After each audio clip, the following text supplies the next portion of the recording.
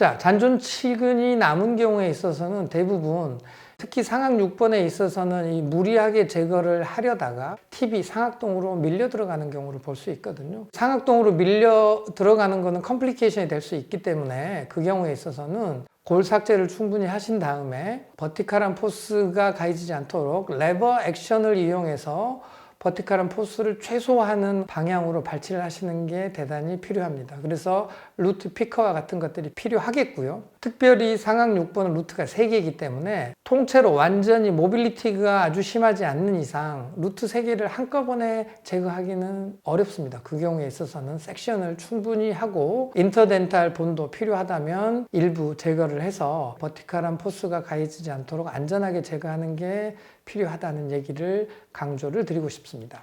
자, 치료법에 대해서 간단히만 살펴보면 서지컬 드레이니지, 즉 퍼스 포메이션이 되어 있는 부위에 인시전 앤 드레이니지를 시키는 게 중요하겠고요. 역시 안티 마이크로바이얼 테라피, 즉 안티바이오틱스를 적절하게 사용하는 것도 역시 중요하다고 볼 수 있겠습니다. 방금 말씀드린 내용들을 바탕으로 좀 더 자세히 우리가 어떻게 진단해야 되는지, 인펙션 환자를 매니지먼트 할 수 있는 몇 가지 단계들이 있습니다. 그런 단계들에 대해 살펴보고 적절하게 진단하는 것으로 이 영상을 대신하고요. 이후에는 적절한 치료법에 대해서도 같이 논의를 해보도록 하겠습니다.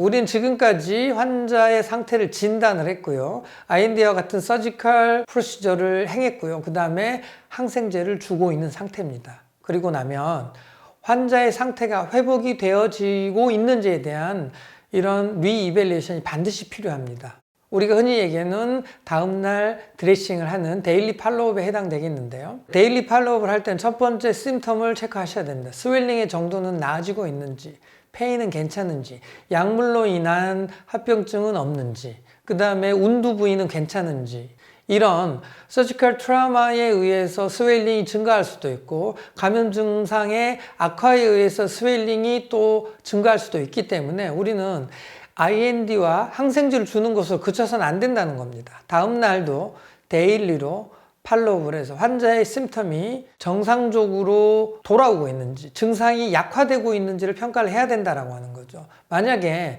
그냥 IND를 하고 환자에게 항생제를 주는 것으로 끝나게 되는 경우에 있어서는 데일리 팔로우를 통한 환자의 심텀을 체크할 수 없습니다. 그 경우에 있어서는 환자가 악화될 수 있는 가능성을 우리가 항상 고려를 해야 됨에도 불구하고 그런 가능성을 생각을 안 하는 건 위험할 수 있다는 거죠. 그래서 뭔가 행위를 했으면 그 예후에 대해 살펴보는 이런 드레싱과 같은 팔로우업이 반드시 필요하다는 얘기를 드리겠고요.